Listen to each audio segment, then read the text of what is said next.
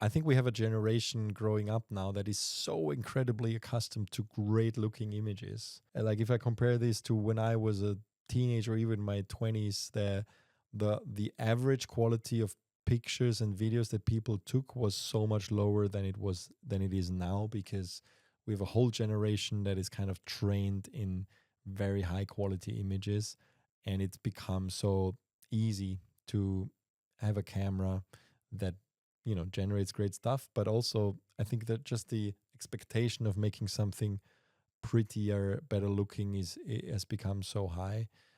What's new in filmmaking technology this week? News, reviews, education, insights, opinions, and ideas from the CineD Newsroom with Nino and Johnnie Bahiri. This is Focus Check, the weekly Cinetech podcast. Welcome to episode 23 of CineD Focus Check. My name is Nino. I'm Johnny. Hello, Nino, Johnny. how are you? I'm good. How's Japan? Japan is amazing. You will never catch me saying any bad thing about Japan. But it's pouring rain now, no? It's amazing. It's like Venice in the sense of how the street looks like. But it's very hot. It's very humid. And that's the rainy season. That's why at the end of almost every day you can expect that kind of rain. But you will never hear me complain about Japan. Very good. People might have thought that you were here last week, but honestly, we played out a shelf. We call it like an evergreen episode that was recorded a little bit earlier. You're still in Japan for the summer, and but now we're back to the regular programming. We're doing a show talking about the news of the last 2 weeks. Actually, we're just gonna pick some highlights. Of course, it's the middle of the summer, so news are a little bit slow, but there's always stuff to talk about. First, I want to dive into you're working on a couple of reviews, but we said we want to talk about one of the cameras you're working with right now, which is not a new camera, but something we neglected so far, honestly, but something you fell in love with. I tell you, it's always the same scenario. Going to Japan, and when we land here, we do like, I don't know, a few days of short family vacation. And I'm always scratching my head like, what camera should I take with me? Usually it's a camera that I have to review. So for example, I do have the Panasonic GH7 with me and the XT50 here with me.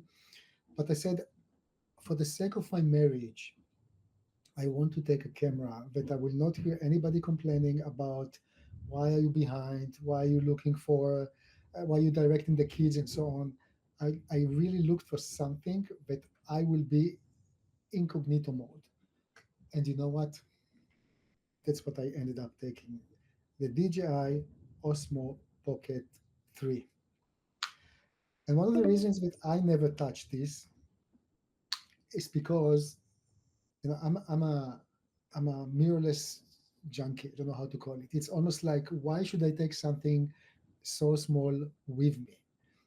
And I love mirrorless cameras. Don't get me wrong, but since I'm working with this camera on the review, I think one of the hardest parts is going back to shoot on a normal camera. This is simply unbelievable. The ease of use. It's a really pocket camera. You put it in the camera, you take it out, and you film with it. It's like flip the screen, choose the gimbal mode, the resolution, the frame rate, and that's it. And in my review, I'm really trying to avoid any pro features. I didn't touch the pro stuff. I wanted to see how is this camera for family vacations and for vlogging. So you mean you're also not shooting in log, or? Not shooting in log. I don't want to bother with those things right now. I will conduct a second episode. I will shoot with log. I will I'll put a small ND filter on the lens and so on. For now, I wanted to be a father. I didn't want to be a director. I wanted to go out. I wanted to film. I didn't even want to frame 100%. And the lens in this camera is somehow wide, but not too wide. you do have um, like a wide angle lens that comes in this creator uh, pack. Like an Uh, attachment, yeah. yeah, but I didn't even use this most of the time. So I didn't want to bother with the pro side. I just wanted to see which camera, or if this camera is the camera to take to family vacations. And I really have to tell you, this is absolutely amazing. Are you using the manual focusing sometimes? Nino, no pro stuff, only auto mode. And I think the little secret is if you look at normal cameras, all of them are actually horizontal. Yeah, you hold the camera with two hands. This is a camera. Even the mobile phone, if you want to shoot in 16 traditional 16:9, it's always horizontal. This thing is vertical, and this is how you should actually hold the camera in this size. And how manufacturers are trying to compensate on that, they're all trying to sell you little tripod handle, or third party companies The gimbal. trying to sell you gimbals, and here you have it all. Yeah. You simply don't have to buy anything additional. What do you Next think to with the this, original? Like the original. Well, we kind of looked at the first one and didn't do a full review, but it was, first of all, of course they solved the issue with the screen, right? The first ones had a tiny screen. It was like smaller than a stamp. You could barely see what you were filming. They solved this by now adding a turnable screen, so you can also just, if you flip it, it also flips the camera to vertical mode, and it's actually large enough. I don't know, it's still small, but it's large enough to see what you're filming, and you of course can connect to the smartphone, but that already complicates it. Um, but didn't I mean my first impression with the first one was at least that why don't I use my phone? It's like, the sensor size and the lens is very similar to the phone. It's an sorry, extra thing I need to carry. And the stabilization inside the phones, even at that point, was good enough to be almost like a gimbal ish, like not perfect, but it was good. And, that's you what know, I thought. I thought so too. First of all, sensor size, just to be correct, we have in the DJI Osmo Pocket 3 is a 1 inch sensor. Yeah, But so not the it is real one bigger. inch. It's this smartphone 1 inch thing, I'm right? not going into real or not Yeah. real. It's 1 inch, and it gives you a depth of field very easy. Yeah, up to, I don't know, 1 meter from you or whatever. You can really separate the main subject from the background. Very easy. That's one thing. Second thing is, if you're shooting with a mobile phone and you're doing 9:16, okay, you're holding the phone like you holding the Osmo Pocket 3. But if you're shooting 16:9, you again have to hold the phone horizontally like this or like this, and this is simply not comfortable. And that coming back to the like how easy and comfortable it is to use the Osmo, and it really slides into the pocket so easy. So I mean, for video, I'm very comfortable to use it. For photos, maybe I will use still a mobile phone or a proper camera because of the diversity of lenses. Even on the mobile phone, you usually have two or three lenses. Here you can use the digital zoom up to 2 times. After that, probably there's a big reduction in picture quality, so DJI does not even allow this. So it's not that I'm covering America. This camera has been in the market for almost a year now, but I'm really impressed with what they did here. And on top, they have the DJI Mic 2. This is again part of the package that I talked before. And this can record 32-bit float on the mic itself. And the connectivity is literally seamless. Switch on the mic, put it on you, and every time you turn the camera on off, it will turn automatically the inner recorder on the on the DJI Mic 2, and the audio recording, the quality is really very nice. I made an experiment. I shot some guys drumming, Japanese drums, loud like you can't believe it. And I have the comparison between how it sounds on the microphone itself of the DJI Osmo Pocket 3 and 32-bit float, which you can of course control, and there is no kind of highlights. Like you don't Clip, you don't really cut clip. Yeah. the high, yeah, you don't clip it. So very nice. I mean, So you yeah, like it? I That's like it good. I very mean, much. it's like something that grows on you. I mean, I think like it's a good example. I think for a lot of usually I'm the one to review a lot of the DJI products, at least in the past, and it's nice that you also get this experience now. Like they really do a great job at kind of innovating in a lot of ways where others haven't even thought about it. I think, and that goes that's really down to almost everything they make, which is very thinking outside of the box in many ways. So and also kind of tackling a problem from a different angle than all the others. Yeah, I'm just very curious if there's a patent on on this form factor.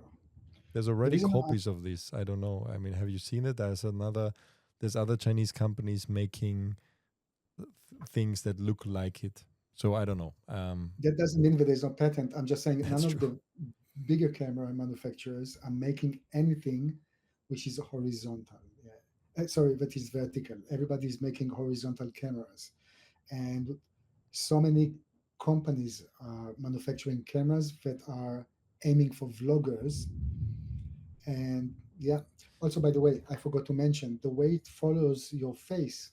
Yeah, that's brilliant. It's Yeah. really working. Yeah. So the That's review the will same as be with even with the bigger cameras, you can do the same. If you use the RS3 gimbal, RS4, and with a Raven Eye transmission, you can do the same with any camera, and it follows you like that. Yeah. yeah.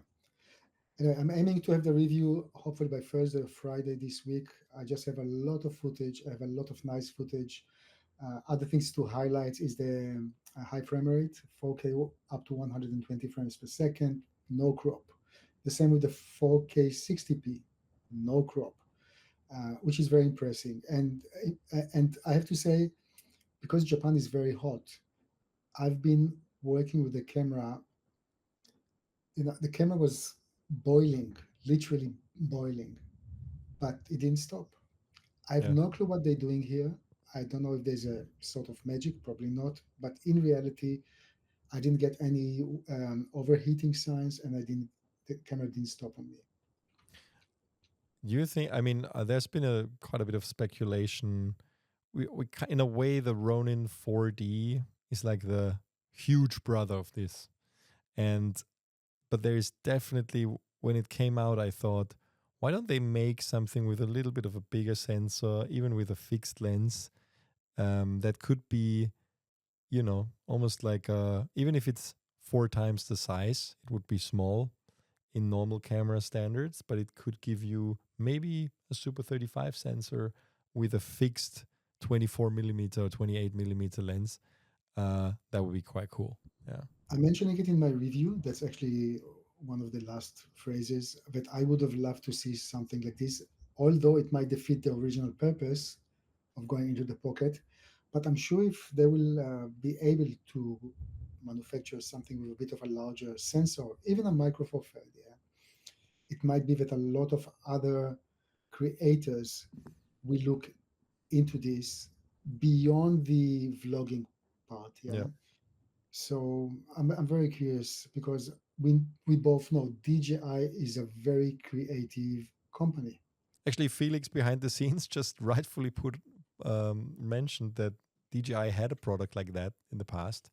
I think it was the original DJI Zenmuse X3 gimbal, which was exactly that. So it had a little camera built in. Did it have fixed lens or was it interchangeable? Yeah, we're not sure anymore. For some reason, it doesn't exist anymore as a product. But if you Google original DJI Osmo, there was this thing which you can probably see on my screen now, which is exactly that. For some reason, it was discontinued. I mean, it was not very stylish, to be honest. It looked like a normal gimbal, probably with an inferior camera. I can't say too much about it because I think I touched it at the time, but we didn't really talk about it. There was also the Pro, and I completely forgot about that. It was there. We had it. But I'm sure I guess there's the reason why they don't make it anymore. Because this was, of course, replaced at some point. Well, they have the Osmo Mobile, which is their gimbal for smartphones, which is still, I think, going strong. There's also a recent version of that. And then there's the Osmo Pocket.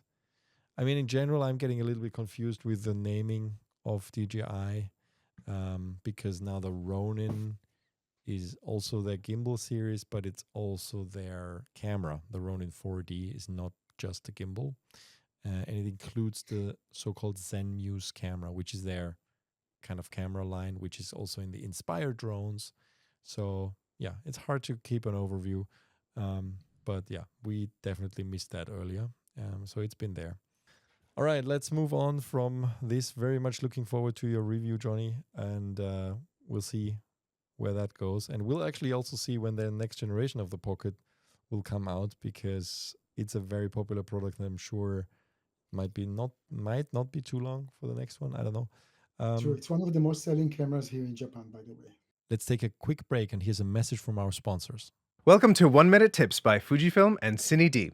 Let's talk about some more qualities of onboard monitors. This is part 2 of 2, so be sure to check out the other segment as well. On top of color, brightness, and LUTs, there's plenty of other features monitors can offer. For example, utility functions like focus peaking, magnification, zebras, and waveforms. You can generally find all these functions on a monitor, though they might vary in how they are visually represented. So make sure to check out different brands to see which one is the easiest to view and most useful for you. And the same goes for the entire visual interface. Make sure to explore all the menus to be sure that they are easy to understand and navigate. Another great feature is multiple inputs and outputs to make sure it's compatible across any camera that you might use. Bonus points if the monitor can convert one input signal to a different output signal, such as HDMI in to SDI out, or vice versa. I hope this helps you wrap your head around all the available features you can look for in onboard monitors. This has been 1 Minute Tips. Until next time.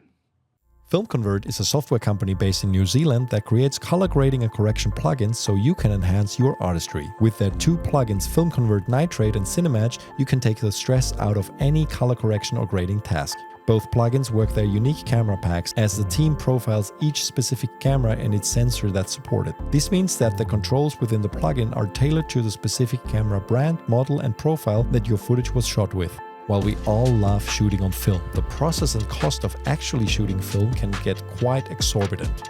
However, you can get the dreamy and romantic look of celluloid film with Film Convert Nitrate. Nitrate offers a range of different film stock emulations and grain sizes to choose from, each with customizable controls that you can really dial in your desired look. Choose from one of Nitrate's motion picture, black and white, or still stock emulations, and a range of different grain scans to get the authentic look and feel of film. You can get 10% off Film Convert Nitrate when you use the code CineD at checkout. And now back to the show. Talking about most selling cameras, we published something on camera sales. Now, this does not include DJI cameras in general because they don't actually participate in that, but it includes all of the Japanese camera manufacturers, and I think Blackmagic Design as well. And basically, the news piece was that camera sales hit their highest level in 3 years, which is exciting that numbers are going up again. Why is that exciting? Well, basically in 2019, I think, 2018, we had around 10 million cameras sold, which was already down from earlier numbers like the years before. And now we're at 6 million. Now, this sounds like, I mean, of course, it's a significant decline, but the decline was even higher in COVID times. Like in COVID, it almost collapsed. And now they are kind of recovering, but they're recovering to a level which is still lower than where it used to be. And we see in the numbers, the indication is that people actually, well, first of all, DSLR cameras are phasing out. We see that almost 85% of sold cameras, I think, are now mirrorless cameras. And that means DSLR cameras especially for professional photographers had a big relevance for a very long time. And but now that every manufacturer has very, very capable mirrorless cameras and is kind of neglecting or discontinuing their DSLR lineup, we also see even the last ones picking up mirrorless cameras. Of course, the advantages being great. I mean, you don't need this physical mirror inside anymore, and the OLED displays in the viewfinders have become great enough for even the most demanding photographers. And you can simply produce much smaller cameras at the end of the day. That also, I mean, some people don't want smaller cameras. If you look at the top models of Canon and others, that they're not smaller than the original DSLRs, but I think it's about the speed. I think for a very long time, the photography speed, the amount of frames you could take with a DSLR camera was still higher, but this has changed over the last few years, and now we have cameras capable of 30 or more. I think 40 is the highest, right? Frames per second, and that's just simply mind-boggling in a way for some cameras that can do up to 50 megapixels. But I mean, we are mostly we always looking at the video side of things, and a lot of people, of course, buy those cameras also to take photographs. So we should always keep that in mind. But I mean, interesting figures in May 2024, 2.3 million interchangeable lens cameras were shipped, and that represents a 10% rise of the corresponding period the year prior, and also an almost 12% rise compared to May 22. And we also saw a very, very big rise, almost 35% in camera sales that for cameras that have a built-in lens. And what do you think, Johnny? What camera is probably to blame for that? That's an easy answer. Probably it's the Fujifilm X106, although it's not fully delivered yet. We can see how many back-end orders there are still there in B&H, for example. But I think when we touch such a topic, we always have to look at the trend. And we really, like, when you say fixed focal length cameras, that's a trend. And that means that Fujifilm is really strong here. Of course, others try to manufacture something similar, but I will not be surprised if we'll see more and more camera manufacturers who are trying to ride on this trend. Yeah, I think so too. I think this will become, I mean, we don't really have a direct competitor from some of the other giants. Well, Sony had something at some point in life, if you remember. But it nothing did up okay. to date. Obviously not good enough in order to continue and create generation after generation. But now that everybody sees how successful Fujifilm is, I will not be surprised if we will see in the near future more and more companies doing something like this. But I think in general, if you look at the trend, so obviously mobile phones were eating the compact cameras, or what used to be compact cameras. And then you have probably cameras up to $1,200 US dollars, or less, give and take, as you say in proper English. And then you have the much more expensive. I think it's like $1,000 gap. And the Nikon Z6 III, for example, full frame camera will start from what, 2,400, if I'm not mistaken. So they try, all the manufacturers are trying to sell also more expensive cameras, more professional maybe in some ways, kind of more value for money. But that's also a reason for them to sell some stuff more expensive. I think we should also keep in mind that, of course, those trends are also very much dependent on what a popular manufacturer releases during any given year. And we see it with the Fujifilm X106. And I wouldn't be surprised that with the latest Canon announcements, that, for example, July will be a very popular, like a very successful month also compared to the year prior. And we But which haven't. camera, Nino? Because Canon obviously they announced, and I'm not talking about the C400 now. I'm talking about the Yeah, the mirrorless mirrorless. cameras. Yeah. So the R1, I don't know. That's really for the top professionals, Yeah, but mostly you know how it is. I photographers. mean, I think a lot of people who are already invested in an ecosystem, and I think we have to look at photographers particularly because they, of course, are a much bigger chunk of people moving the needle. And if you look at professional photographers who are already invested in the RF ecosystem, they probably have been holding out for the new flagship model at some point, and now they are willing to plunk down the money. Now, this will, because it's such a high-end expensive camera, it might not be the one that sells the most units, but it will make a difference in terms of like how much money is spent on those, which is also part of these statistics.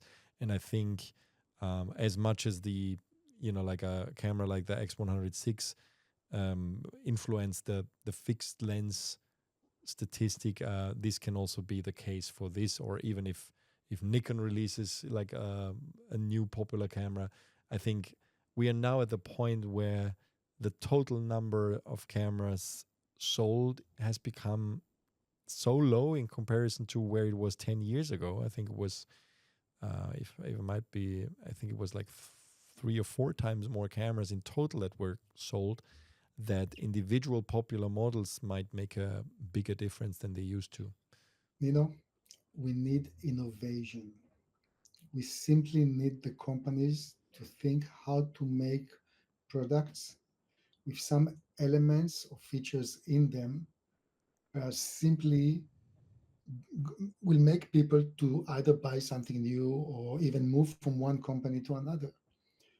We talked for a million times internal ND filter, and I'm not saying now if it's easy to make or not easy to make. This is one feature that will make people to consider a certain camera and even a company. And there's so much more. We just talked about the DJI Osmo Pocket 3, why it's popular, why it's kind of groundbreaking product.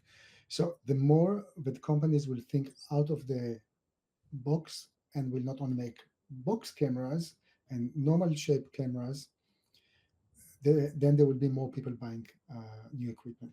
Yeah, That's for my- me, it's still, I mean, also we've talked about this before. I think a lot is to do with what do you actually do after shooting? How do you actually process the footage? And it's still, I mean, we have this connectivity to smartphones with most cameras now, but I don't think it's far enough.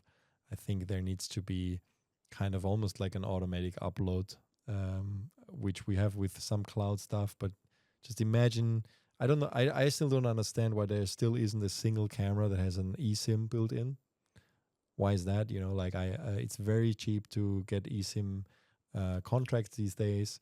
If you had an eSIM built into your camera that automatically uploads the JPEG version of any of your photos to your cloud, that would make the camera immediately more usable, because you could just open your smartphone and just have them there because they're already synced, and then you can just send them to your family. I just, like if I think of my own family, they would probably use a camera like that again. If the convenience would be there, because you could have the higher quality of a proper larger sensor camera combined with not actually having to take out the card, put it into a computer, maybe even do some post-processing on the photos. One of the reasons why I think the X106 is so popular is also the film simulations that they put on there. You can just simply have a very nice look out of the box, where this is still lacking with a lot of the other manufacturers, where it's very limited what you can do in terms of like changing the look of an image or influencing it, or actually not even changing it, just acquiring it and putting a kind of LUT onto your photo or video immediately. The flexibility of having those things built in and not actually having to load them into the camera, and them looking nice like an actual film, photograph, or video. All those things, but just simply it's mostly convenience. And I think, just having this cloud many- thing, automatic connection to your phone, which is not which doesn't mean I need to go into a menu, enable Wi-Fi, having the two talk to each other, then select the photos. It doesn't, like, that's not why smartphones are so popular. Smartphone cameras are popular also because the cameras have gotten better, but they were popular when smartphones came out, right? Like the first iPhone had a terrible camera. I was still taking lots of photos with it because I just had them immediately on the phone, and I was able to send them to like friends and family immediately.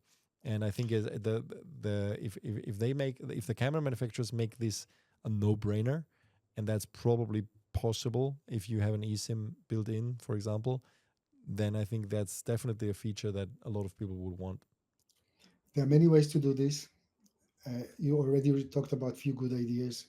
I think the main issue is to, first of all, to identify the end user and build something for that segment. Because what we see now is a lot of new cameras coming, and when we have the presentation from the company, in the presentation they will write it's for the filmmaker, it's for the vlogger, and it's for family vacations, for example, which means it can do everything. It's like a pizza, kebab, noodles shop.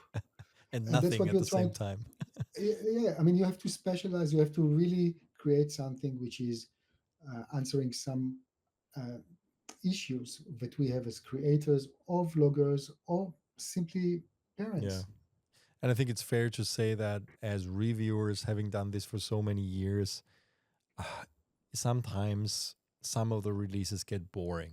It's just simply, it seems like it's become so granular, those updates, and the differences between the cameras are sometimes so negligible that it's becoming very frustrating to even look at them and compare them with each other, because it's like, it seems like more of the same with a tiny little thing that is better, and you don't even understand why it's almost like, sometimes they feel like they have to update because the competition has updated, but the update is not big enough in order to motivate a upgrade, right, for So most we're of the back to square people. one. So we're back to Innovate. square one, exactly.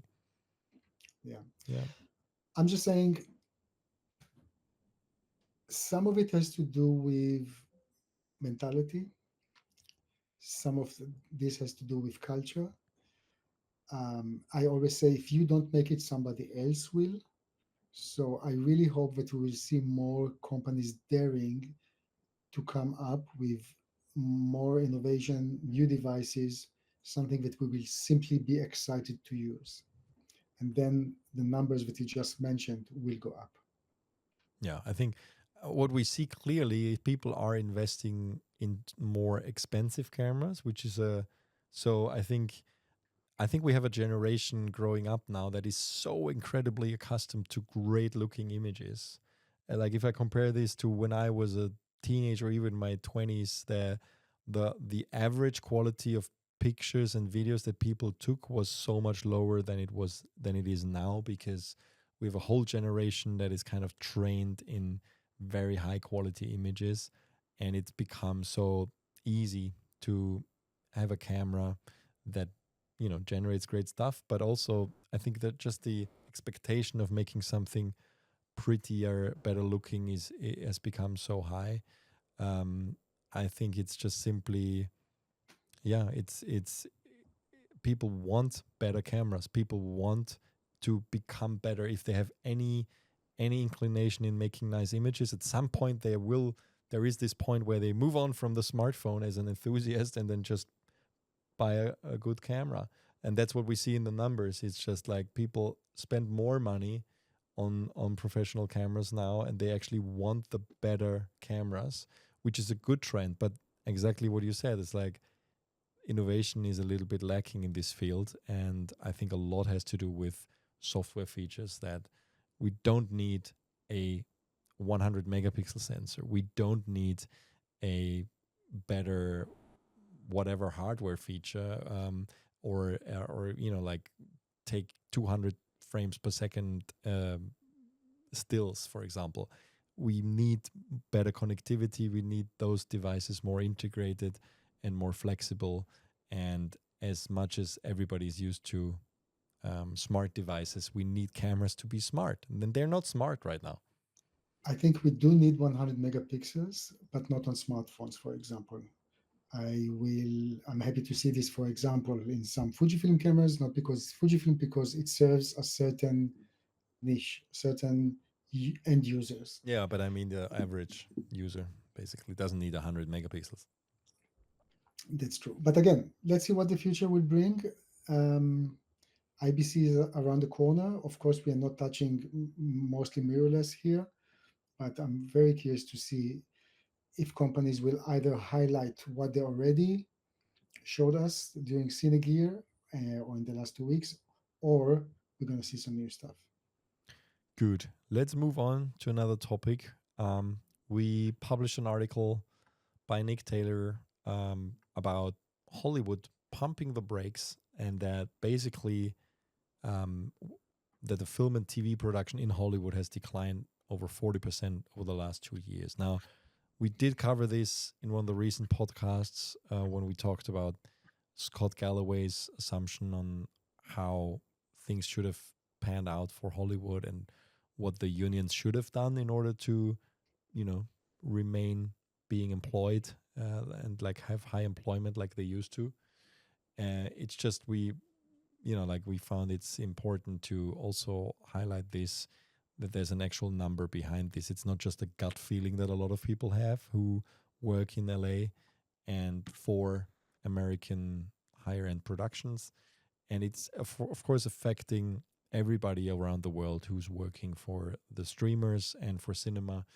And we've seen this. There has been a very high level of employment in the industry over the COVID years and right after, where there was a huge demand for content and there was this, much higher consumption of streaming that kind of pushed out the traditional broadcasters a little bit more. But now it's declined, and at some point they all realized they need to make money. So it's like, and funny enough, Netflix is the one that's the most successful one in terms of viewership numbers. I read recently that Apple TV Plus generates as many views a month as Netflix in one day.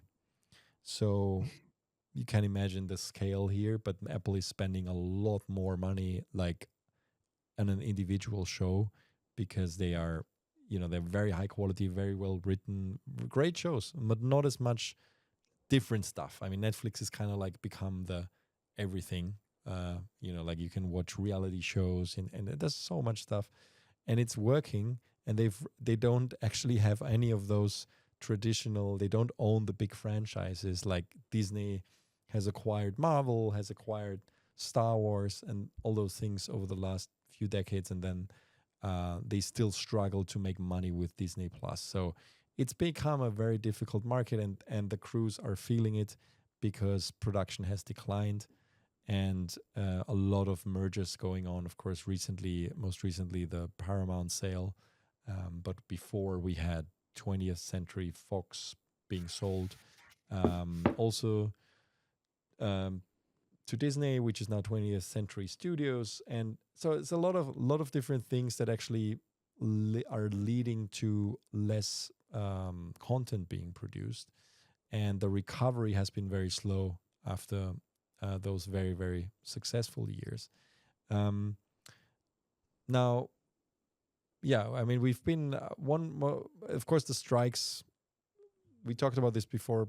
Came at the worst time, and they used this as an excuse to pull out money and then simply produce less. Now the strikes are over, and it's not recovering as fast as people were hoping it would. And the question is, will it ever come back to where it was? Nino, but don't you think that in general the taste of the audience simply changed? Maybe people don't want to go and see movies on the big screens. Maybe they just want to see something on YouTube or whatever. But that's part of an ongoing trend. Yeah, I think there's just a lot more outlets where people can consume content. And of course, I mean, we should keep in mind how much money it costs to go to the cinema. I think in the US, it's like $20 for a person. If you bring your full family here, it can easily be $100 to go to the movies, without which popcorn. without popcorn. And that's just a massive amount of money. And of course, on the other hand, we have so many streaming services competing with each other that people are simply canceling when they're not using it, which we are back to the old days with all the pay TV cable channels. And now you just, like you have one or two or three that you're always subscribed to maybe, and all the others you just cancel because it's become very segmented. I mean, Disney used to have all their content on Netflix and they pulled everything out and had it in their own one. Now, talking about Disney, I mean, we know that they own a lot of franchises. They own Marvel. They own Star Wars. They bought 20th Century Fox. Now it's called 20th Century Studios, and they have a lot of very cultural behemoths in a way. Like big cultural topics that have really like accompanied us since our own childhood, and you would think that they are extremely successful with that, and I think that's what they try to capitalize on, just putting everything into Disney TV, Disney Plus. But if we look at the overall money that Disney makes, and I recently heard this, take a wild guess how much of the money that Disney makes, like profits, is coming from theme parks, which you would think is probably just a small part of what they make, right? 30%. They make 70% of their profit from theme parks, which means they're a huge company. So in total, I don't know, it's like, I don't know the exact numbers, but 70% is just theme parks. And we're talking about a handful of theme parks that they have. They are big and they have millions of visitors every year, but still, it's People not. just like to stand on the queue. Yeah, probably. But that means that people get hooked with their cultural, like their intellectual property, and watch their movies, their series, whether it's traditional Disney kids cartoon content or whatever, Donald Duck, Mickey Mouse, and all the princess movies and everything they had, which we all grew up on, or Star Wars or Marvel. All of that is just much less, like just consuming that, either watching it on TV, going to the cinema, even buying merchandise, is much less than actually what people spend on theme parks. And that's just mind-blowing. It's kind of the gateway drug. So knowing those things, at some point in your life, you will take your kids to Disneyland, right? That's just part of it. And then you spend a lot of money there. It's just mind-blowing. But that also means shows how hard it is to earn money with making movies and making series and stuff like that. And I think Netflix proved that without owning any well-known franchise, they have become the most successful streaming company now, because they were the first one. They have the broadest content, and it's probably the one thing people stay subscribed to. I just know it from my own experience. Netflix is the one that's the one you start with, because there's probably a lot of new stuff coming. They have very good series. They have created their own franchises, but they have started with nothing. And it's kind of reshuffling the game. I think a lot of those other companies were hoping that because they own this big back catalog of stuff, they would be the ones that win this game. But so far, it's not the case. So it's also a matter of time. How much can you watch? I mean, at the end of the day, how much free time do we have in order to watch stuff? Absolutely. And there has been a overproduction of stuff over the last few years. And I think a lot of people, it's overwhelming. And there's also a lot of bad stuff being produced, which I think, hopefully with the current normalization of the market means that they actually think about the stories more and make better stuff again. I mean, there has been a lot of great stuff being made too, don't get me wrong, but the fact that just, if you make 300% more than usually, of course, not everything can be great. And yeah, but in general, of course, I mean, the industry is in turmoil in a way. And a lot of people who have started in the industry over the last few years when it was became very, very popular, and like everybody who could hold a camera or a cable was working in the movies, those times are over. And it's become a little bit more difficult. And there is still a huge amount of content that is being produced, but maybe we should. Sorry? Less than before, obviously. Less than before, and maybe we should take a cue out of what Cord Jefferson said at the 2024 Academy Awards. He won an Oscar for best screenwriting, I think, and he said that instead of making one $200 million movie, try making 20 $10 million movies or 50 $4 million movies. And he said that because now even the big franchises who make prequels, sequels, and always trying to bet on the safe horse, you know, like just don't make any risk, just make a sequel of something that people already like. That is not even working anymore. We saw big flops from Marvel stuff and others, and even Star Wars. So it's not working anymore. So maybe it makes more sense, instead of putting all the money on one, just spread it out, make smaller stuff, be more innovative. And I think Netflix is actually showing the way, because they are successful. Like, people are subscribed to Netflix even though they don't own the big IP, and they've created some amazing shows which have become franchises, that, like, Stranger Things is a good example. I think Stranger Things has become so popular, original Netflix series, and just something new, something fresh, you know, and I hope that the traditional studios can also go back to making new stuff, because they can't always rest on their laurels and just try to make more of the same. All right. Okay, let's move. I mean, Let's move this on. subject is really Yeah, that's endless. Yeah. Yeah, we had a short article also by Nick on. I talked about this on the past episode, like if the iPad Pro can be a professional reference monitor for post production. Nick made a nice article just showing how it can be done. Of course, with the reference mode on the iPad Pro, you can do this, and it's a very good screen. It's this tandem OLED screen is very bright, and it's really good to look at HDR content. It's not a cheap device, but I think but it's still cheaper than a dedicated screen, no? Exactly. It's still cheaper than a screen. dedicated reference screen. You should still calibrate it. You know, that's something that shouldn't be forgotten, that somebody commented that, of course. That's absolutely true.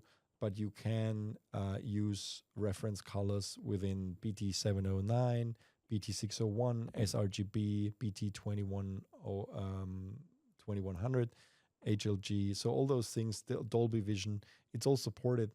And, you know, like, might be a good idea to check this out if you need a small preview screen, like a reference screen while you're editing.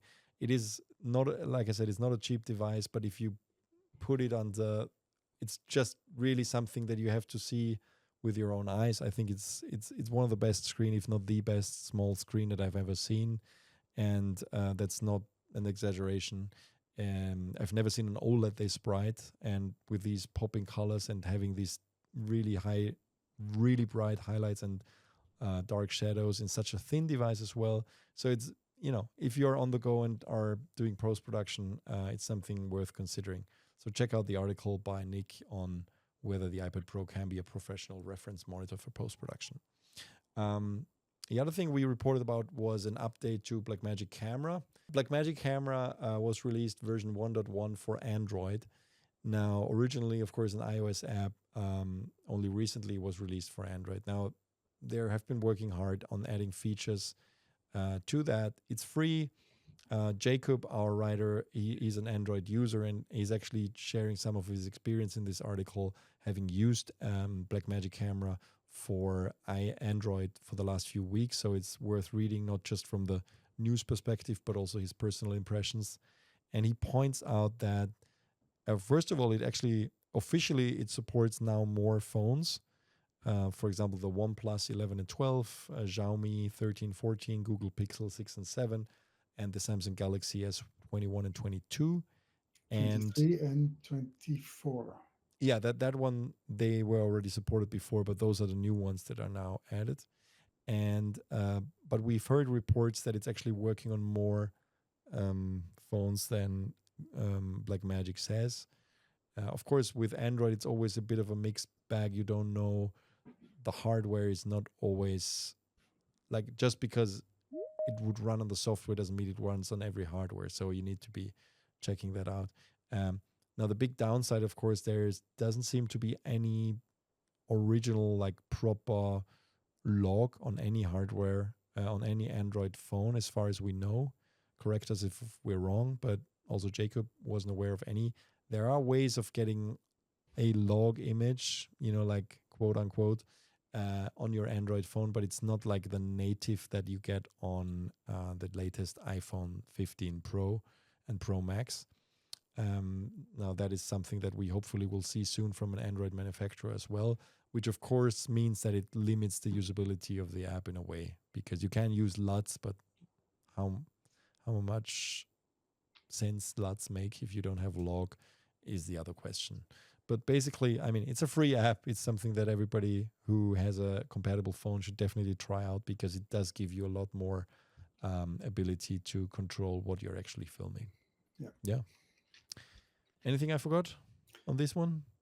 No, I mean, sometimes I'm just asking myself how much I actually use this app. How much do you use it, Nino? When I shoot something there where I want controlled exposure, I use it. I don't use the log as much, to Because be you need honest. the ND filter and Yeah, it's like a whole process, of course. Exactly. And then it's I think with the live multicam on iPad, it makes more sense, because then you already have it synced. So I understand if people have this already set up in their little studio.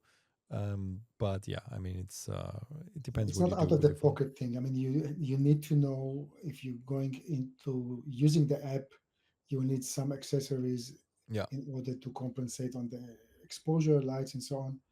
And it's already a process. of course. But it's a very, very useful app, and I think using also Blackmagic Cloud will make that easy as well. Yeah. Good.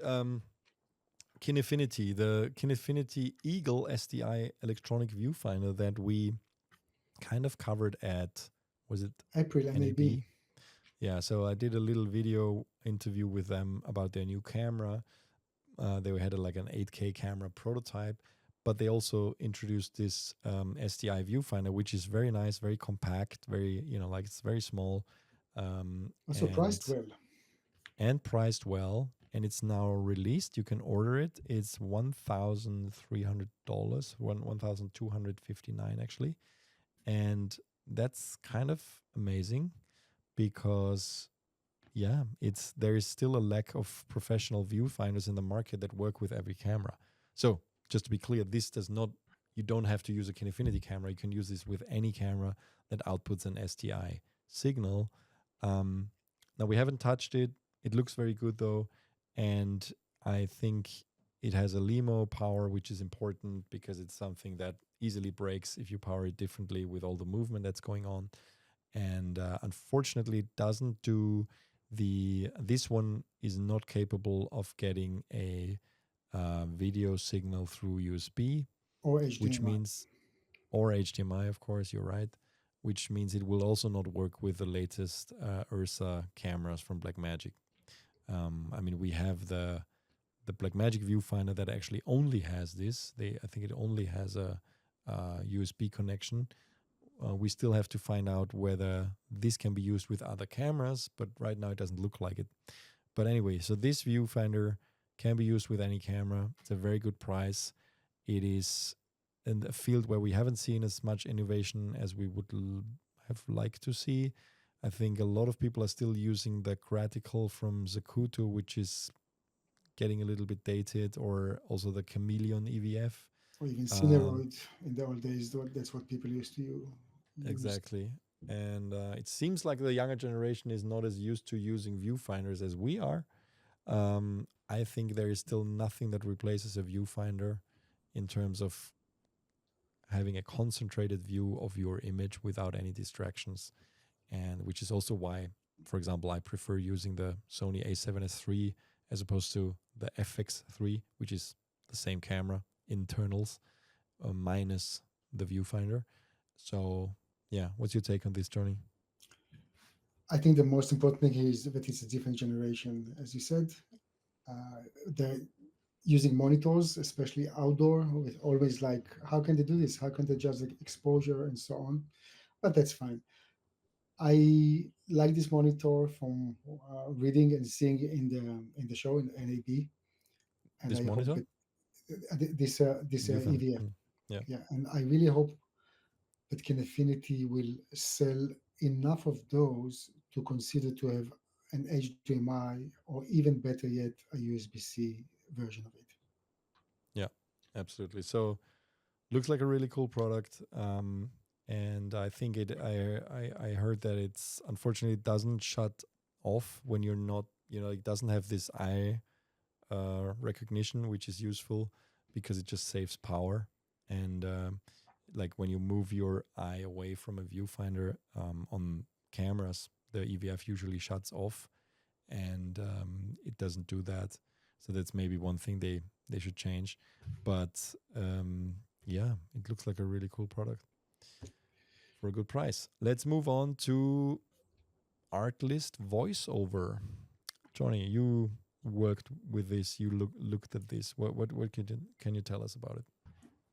Well, again, I got a bit excited. I know what people think about AI in general, but especially when we are doing a lot of reels, for example, that Maybe you means can that. explain what it is before. Sorry, you're right. Yeah. You're right. So Artlist is a company that has stock music and stock images and a lot of stock stuff. And now they came up with a voice-over feature.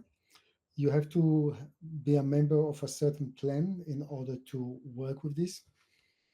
But then all it needs is just to write your voiceover or whatever you need for your film, short film, and then it will generate a voice.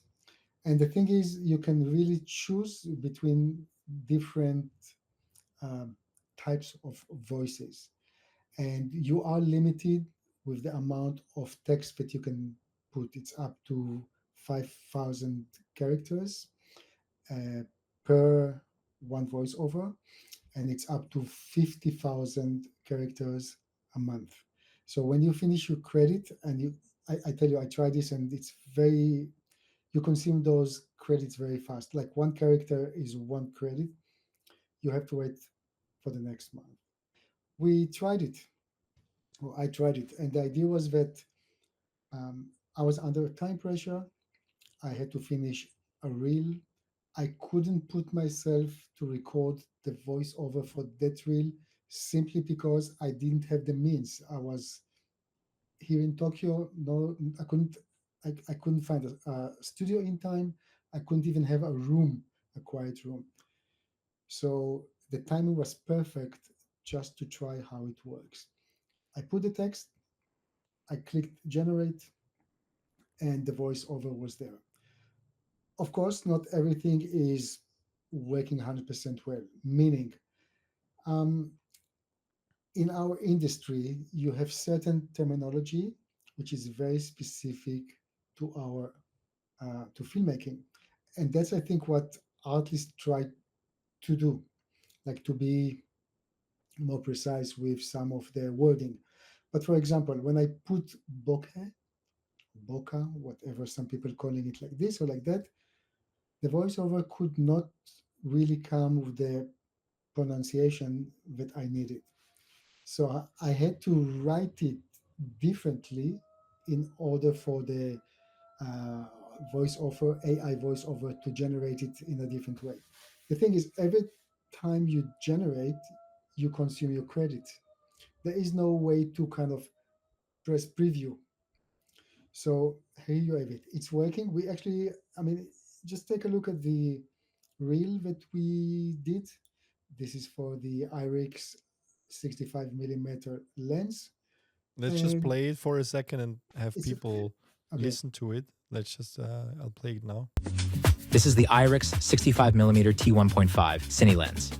It can resolve up to 8K resolution and has a full frame sensor coverage. Here, we teamed up the lens with a Sony FX3 camera, but it comes in a variety of mounts like PL, Canon EF, and RF, Nikon Z, Leica L, Fujifilm X, and MFT. The weather-sealed construction allows freedom in filming during different weather and surrounding conditions. The 11 iris blades produce a rounded bokeh, and the 13 optical elements help in creating cinematic-looking shots. External features include a 95mm front diameter to fit most matte boxes and accessories, 0.8 mod gears, luminetted focus marks, and support foot. Focus breathing is kept to minimum, and to help eliminate aberrations and distortion, protective nanocoating is applied. Yeah, that sounds very convincing. I mean, it sounds like an actual person reading this. I mean, if you know, you can kind of like look at those things that you mentioned where it's pronouncing something a bit weird, but in general, I think nobody would notice. I think the intonation is also a bit difficult to like there was, I think towards the end, there's something that I needed to create a different intonation. Can you say that? Like, can you write that it should say something differently or not really? I don't think so. I didn't find a way to do this. At the time that I did this, by the way, there was only support for English. Now they're supporting, I think, maybe additional languages. But all in all, and it's very important to say, we are not encouraging creators to cut real human voice over. This will always have the edge on AI, at least for now. But when you are under pressure, time pressure, or you simply don't have the surrounding to record proper voiceover, this is an alternative. Yeah, and I also think, I mean, I would almost compare it to stock music, right? I mean, like, it's a stock voice in a way. You have a selection of voices, but in the end, you listen to those, and of course, you don't have you can find something that's similar to what you want, but it's very hard to find a very precise fit to what you're looking for. And that is like with stock music, you kind of like work around what you get, and yeah, I think it's nice to have. I think a lot of people get very emotional about this AI stuff. It's like, you shouldn't use it, blah, blah, blah.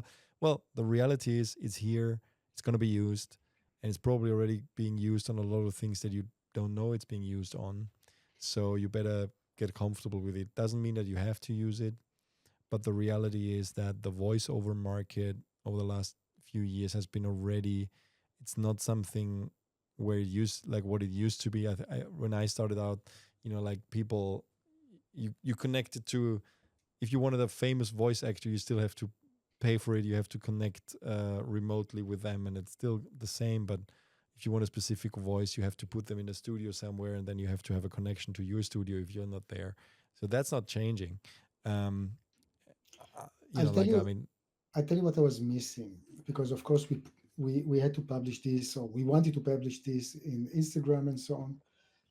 I'm not so sure that there's a way to indicate anywhere that I used AI for the voiceover. And well, there is for the upload, you have to like click this box that made with AI now on Instagram. The question is, what is made with AI? The images itself we took. They changed actually that label. The funny thing is, like, it used to be called made with AI, and now it's something like augmented with AI or something like that, because they noticed the same thing, right? That not everything is usually made with AI. It's just one aspect. And then you have the people guess what it is. Yeah, and that's so weird. This is not good. And again, I would have happily marked it, but it needs to be clear that the images, we still did the images. I was editing this piece. I just wish there was a way to tick a proper way, like for the voiceover used with. Well, we just add this as a text to the description. We should. Okay. Yeah. So yeah, I mean, of course, a lot of ethical things you have to think about here again, but yeah, like we said, Just because you are ignoring it, it doesn't mean that it's not out there, and you should be aware, even if you don't like to use it, that it's there. Is this putting pressure on actual voiceover artists? Yes. But not much you can do. It's like the Pandora is out of the box. Yeah. And, Again, in this and this is not something that's, I think on this specific thing, like I don't think it there is a replaced huge. me. It did not replace an artist. It Like a replaced you. voice. Yeah, Exactly. that's It true. replaced We would not have. me. That's very point. It's a very good point. We would not have hired a voiceover artist. We would just have For those done it roles, yeah. ourselves. And in this case, also, I think it's not something that is an IP issue in terms of like what was it trained on. It might have been trained on all kinds of voices, but on this particular thing, like tricky subject, of course. But if you do an image generator that is clearly trained on millions of images that are copyrighted, is this trained on millions of voices? Probably. We don't know. We can't like tell. That's a very, it's a touchy subject and very difficult to find out and prove. Yeah. Anyway, it's there and it's out there. Good. Let's move on to the Red Komodo X lab test that we published. Now, we already did the Komodo 6K when it came out a couple of years ago. And a lot of people have been asking us, please test the rest of the Red cameras that are now current, particularly the V-Raptor X and the Komodo X. And the Raptor X, we already published that lab test a few months ago. And now Gunther was also able to finish the Komodo X lab test. Now, a lot of people ask us, why are those lab tests so, long and far in between? Why don't you publish more of them? Well, it's a simple fact that those are an immense amount of work after the actual measurements are taken. It's at least 24 to 40 hours work on each one of those lab tests for Gunther, and Florian, who's helping with this, which means we have to manage the time.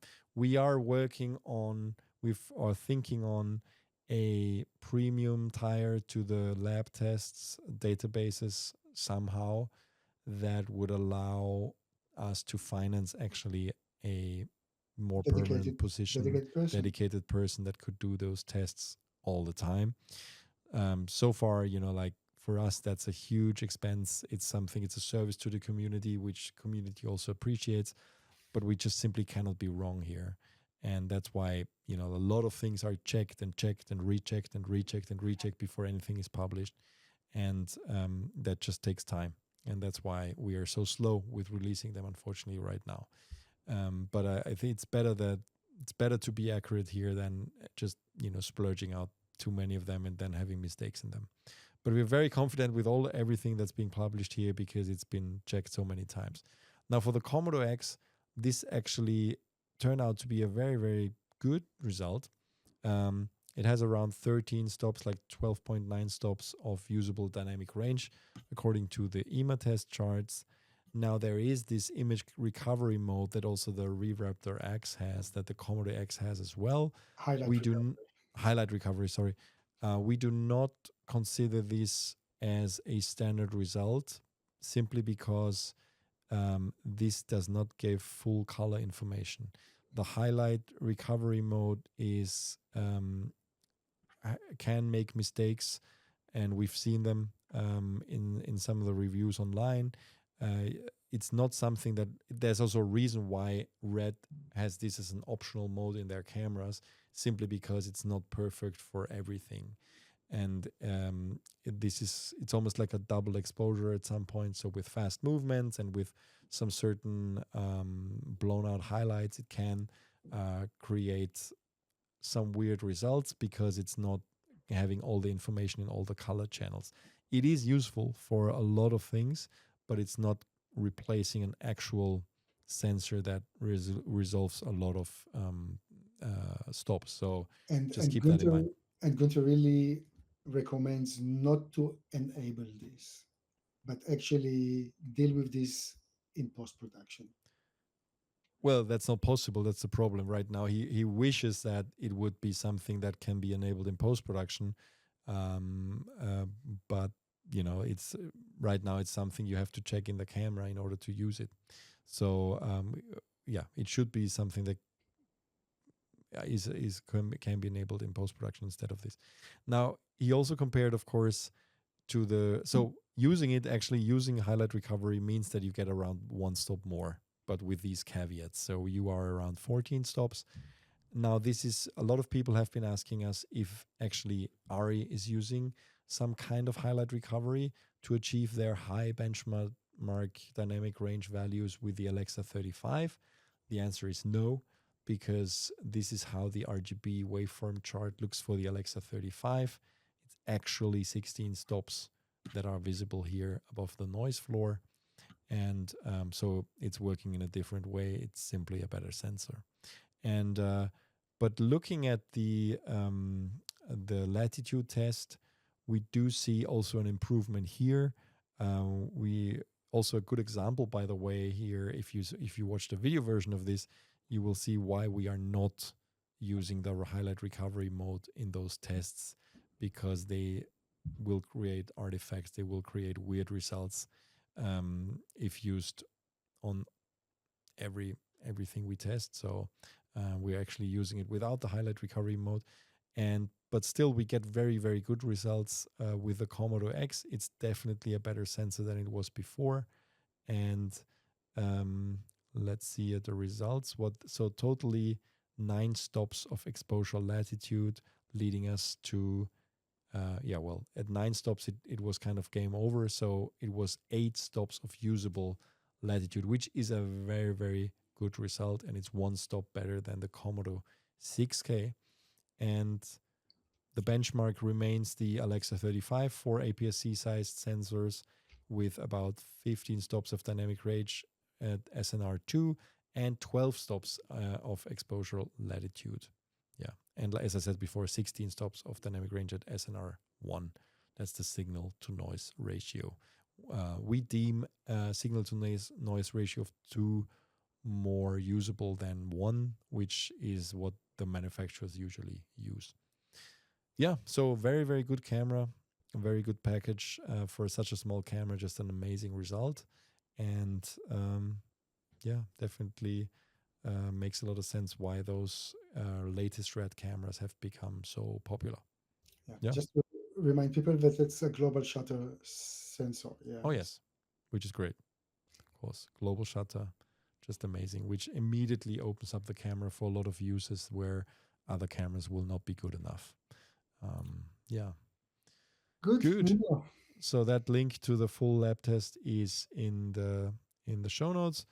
Let's just touch on a few more, 2 more things to end this off. Hollyland announced the Pyro 7. It's an all-in-one wireless video transmitter solution combining transmitter, receiver, and a recording monitor. It's a 7-inch monitor, and it's part of their Pyro ecosystem. It's a 1200 nits monitor solution and a full HD display, and it's nice to see more and more manufacturers bringing out more solutions in this wireless video field, which once was very much dominated only by Teradek. Now, of course, Hollyland has to compete with DJI now.